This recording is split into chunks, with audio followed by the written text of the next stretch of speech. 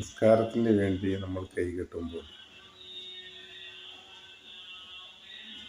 ചെവിക്ക് നേരെ കൈ ഉയർത്തി അല്ലാഹു അക്ബർ എന്ന് ചൊല്ലി നെഞ്ചിൽ പൊക്കിളിൻ്റെയും നെഞ്ചിൻ്റെയും ഇടയിൽ കൈകെട്ടുന്നതിനിടയിൽ നാം നിസ്കരിക്കുന്ന നിസ്കാരം ഏതാണ്?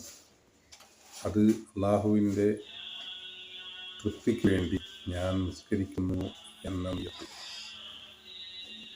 കൂടി കരുതിയാൽ നമുക്കൊന്നുകൂടി മനസ്സിന് ഒരു